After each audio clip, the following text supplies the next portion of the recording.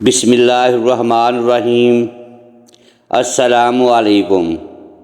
تاریخ گواہ ہے کہ جتنے بھی یزیدی کردار واقعہ کربلا میں بالواسطہ یا بلا واسطہ ملوث تھے، سبھی کو دردناک موت سے دوچار ہونا پڑا، لیکن ایک شخص ایسا بھی ملتا ہے کہ جس کا دعویٰ تھا کہ وہ کربلا میں شہنشاہ دو جہاں کی نواسے جنتی سردار حضرت سیدنا امام حسین علیہ السلام کی شہادت میں ملوث تھا اور یزیدی فوج کا کرتا دھرتا تھا، لیکن پھر بھی وہ امن و سکون کی زندگی گزار رہا تھا اور موت بھی عالی شان آنے کی پیش گوئی کرتا تھا۔ ناظرین گرامی، 6000 سپاہی جو کربلا میں یزیدی فوج میں شامل تھے، ان کو قتل کرنے والا مختار ثقفی تھا، جس نے قسم کھا رکھی تھی کہ جب تک واقعہ کربلا برپا کرنے والا ایک بھی سپاہی زندہ ہے تو مختار اپنے خیمے میں آرام دہ نیند نہ سوئے گا۔ اس کے علاوہ جو باقی بچ گئے، ان میں سے بہت سے اندھے ہو گئے، کچھ لوگوں کے چہرے بہت ہی بدصورت ہو گئے کہ ان کی پہچان تک نہ ہوتی تھی، کچھ لوگ شدید پیاس اور بھوک سے مر گئے۔ اسی طرح ہر کوئی طرح طرح کی مصائب سے تباہ و برباد ہو کر مر گیا۔ حضرت علامہ جوزی نے سعدی سے نقل کیا ہے کہ میدان کربلا میں ایک آدمی نے مجھے دعوت دی، وہاں بہت سے لوگ شامل تھے، وہ آپس میں ایک دوسرے میں باتوں میں مصروف تھے۔ وہ یہ باتیں کر رہے تھے کہ جو بھی یزیدی سیدنا حسین کے لشکر کو شہید کرنے میں ملوث تھا، ان کو اللہ تعالیٰ نے ذلت اور رسوائی کے سوا کچھ نہ دیا۔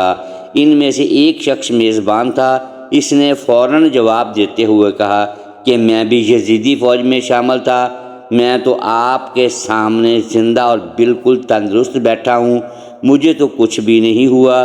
جب رات کا سماں ہوا تو یہ آدمی اپنے چراغ کی بتی کو درست کرنے کے لیے اٹھا کہ چراغ کی آگ ایسے پھیلی کہ اس کے جسم کو آگ نے راکھ بنا کر رکھ دیا۔ سعدی نے بیان کیا ہے کہ ہم نے دوسرے دن اس بندے کی آنکھوں سے یہ حالت دیکھی تھی، آگ نے اس یزیدی بندے کو جلا کر راکھ بنا دیا تھا۔ روایت میں موجود ہے کہ ابن زیاد کی فوج میں سے ایک آدمی ایسا بھی تھا جس نے امام حسین علیہ السلام کے سر مبارک کو اپنے فتراک میں ڈال کر گھومتا پھرتا تھا۔ یہ بندہ بہت ہی حسین و جمیل تھا۔ جب لوگوں نے چند روز کے بعد اس کو دیکھا تو اس کا چہرہ بہت ہی سیاہ پڑ گیا تھا، لوگوں سے پہچانا نہیں جا رہا تھا۔ لوگوں میں سے ایک شخص نے اس بندے سے دریافت کیا، تو بہت ہی حسین و جمیل ہوا کرتا تھا، تیرے رنگ کو کیا ہو گیا؟ اس بندے نے جواب دیا کہ جس روز میں نے نواسے رسول صلی اللہ علیہ وآلہ وسلم کے سر مبارک کو اپنے فتراک میں ڈالا تھا، اس دن سے میرے پاس 2 بندے آتے ہیں، وہ مجھے گھسیٹ کر آگ میں ڈال دیتے ہیں، میں بڑی مشکل سے اس آگ سے جان بچا کر بھاگتا ہوں۔ یہی وجہ ہے کہ جس دن سے میں نے یہ بدبختوں والی حرکت کی ہے کہ میرا چہرہ سیاہ پڑتا جا رہا ہے۔ ایک مقام پر بہت سے لوگ بیٹھے آپس میں گفتگو کر رہے تھے کہ جس نے بھی حضرت امام حسین علیہ السلام کو میدان کربلا میں تھوڑی سی بھی تکلیف دی تھی تو اللہ تعالیٰ نے اس بندے کے ساتھ بہت ہی برا سلوک کیا، اس کو ذلیل و رسوا کے سوا کچھ نہیں ملا۔ ایک بوڑھا اٹھا اور کہنے لگا، یہ سب سنی سنائی باتیں ہیں، میں بھی تو شمر کی فوج میں تھا لیکن بالکل تندرست ہوں۔ اتنے میں ایک سانپ نمودار ہوا اور تمام لوگوں کو چھوڑ کر صرف اس بوڑھے کے منہ میں داخل ہوا اور اس کے پاخانہ والی جگہ سے باہر نکل گیا۔ بوڑھے نے تڑپتے تڑپتے جان دے دی۔ واقعی سے منقول ہے کہ حسین رضی اللہ تعالی عنہ کے قاتلوں میں سے ایک شخص اندھا ہو گیا تھا۔ جب اس شخص کو کسی نے دریافت کیا کہ اے بوڑھے انسان، تیرے آنکھوں کی بینائی کس طرح سے چلی گئی؟ اس نے جواب دیا کہ میں نے خواب میں آقا دو جہاں صلی اللہ علیہ وآلہ وسلم کی زیارت کی، آپ صلی اللہ علیہ وآلہ وسلم نے ہاتھ میں چمکتی ہوئی تلوار پکڑی ہوئی تھی۔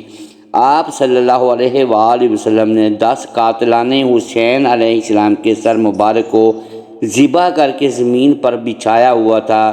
میں بھی کھڑا ان کو دیکھ رہا تھا۔ جیسے ہی آپ صلی اللہ علیہ وآلہ وسلم کی نگاہ میری طرف پڑی تو حضور کریم صلی اللہ علیہ وآلہ وسلم نے اس چمکتی ہوئی تلوار میری آنکھوں میں پھیر دی تھی، جس وجہ سے میری آنکھوں کی بینائی جاتی رہی۔ روایت میں ہے کہ یزیدی لشکر میں جس بندے نے علی اصغر علیہ السلام کے جسم پر تیر چلایا تھا، وہ بندہ ایسی دردناک بیماری میں مبتلا ہو گیا تھا کہ اس کو چین نہیں آتا تھا۔ کبھی اس کے گھر والے اس کو آگ سے جلا کر گرمائش دیتے تھے اور ہوا دے کر اس کو ٹھنڈک پہنچاتے تھے۔ اس کو ذرا برابر بھی سکون نہیں ہوتا تھا۔ اس کو پیاس اتنی لگتی تھی کہ اس کو مشکوں کی مشکیں پانی پلا دیا جاتا کہ پیاس کم ہونے کا نام ہی نہ لیتی تھی، یہاں تک کہ وہ پھر بھی پانی پانی کرتا رہتا تھا۔ اس بندے کو اتنا پانی پلایا گیا تھا کہ اس کا پیٹ ہی پانی پی پی کر پھٹ گیا تھا، جس کی وجہ سے اس کو دردناک موت ہو گئی۔ حضرت حسن بصری رحمۃ اللہ علیہ سے مروی ہے کہ ایک بندہ میرے پاس دین کی باتیں سیکھنے کے لیے آتا تھا۔ اس کے چہرے اور منہ سے بہت ہی بدبو آتی تھی جو کہ کسی سے بھی برداشت نہ ہوتی تھی۔ ایک روز میں نے اس بندے سے دریافت کیا کہ تمہارے منہ سے اتنی گندی بدبو کیوں آتی ہے؟ اس نے جواب دیا کہ میں ان بدبختوں میں سے ہوں جو میدان کربلا کے موقع پر دریائے فرات پر پہرا دے رہے تھے کہ مولا حسین علیہ السلام یہاں سے پانی نہ بھر لے کر جائیں۔ اس بندے نے کہا کہ ایک رات میں سویا ہوا تھا کہ میں نے خواب دیکھا کہ میں بہت ہی پیاسا ہوں، مجھے بہت ہی پیاس لگی ہوئی ہے، میں پانی کی تلاش میں ادھر ادھر ذلیل ہو رہا ہوں لیکن مجھے کہیں بھی پانی نہیں مل رہا۔ اچانک میری نظر حوض کوثر پر پڑی جس کے کنارے حضور کریم، حضرت علی، حضرت فاطمہ، حسن و حسین علیہ السلام بیٹھے ہوئے تھے۔ ان میں سے کچھ صحابہ کرام پیاسوں کو حوض کوثر کا پانی پلا رہے ہیں۔ میں ان کے پاس چلا گیا۔ میں نے نبی کریم سے درخواست کی کہ مجھے بھی حوض کوثر کا پانی پلایا جائے۔ ان لوگوں نے حضور کریم سے عرض کیا، یا رسول اللہ، یہ ان لوگوں میں سے ہے جس نے سیدنا حسین کے ننھے اور پیاسے بچوں تک پانی نہیں جانے دیا تھا۔ یہ بات سننے کے بعد آقا دو جہاں صلی اللہ علیہ وآلہ وسلم نے حکم دیا کہ اس بندے کو قطران پلا دیا جائے۔ میں نے جب خواب میں قطران پیا تھا کہ میری اچانک آنکھ کھل گئی تو میرے منہ سے اسی دن سے بدبو آ رہی تھی۔ اسی دن سے میں جو کچھ بھی کھاتا ہوں وہ قطران بن جاتا ہے۔ قطران کی وجہ سے مجھ سے بہت ہی بدبو آتی ہے۔ یہی وجہ ہے لوگ میرے پاس بیٹھنے سے بھی پرہیز کرتے ہیں۔ حسن بصری رحمۃ اللہ نے فرمایا کہ اس دن سے میں نے اس بندے کو کہا کہ آج کے بعد تم میرے پاس مت آنا۔ میں نے چند دن کے بعد سنا کہ اس بندہ ذلیل و خوار ہو کر مر گیا ہے۔ ان کے علاوہ بھی بے شمار لوگ طرح طرح کے عذاب میں مبتلا ہو گئے تھے۔ تاریخ چیخ چیخ بتا رہی ہے کہ ان میں سے کوئی نہیں بچا تھا جس نے اس دنیا میں ہی سزا نہ پائی ہو۔ ہر کسی کو بری سے بری سزا اور عذاب کا سامنا کرنا ہی پڑا تھا۔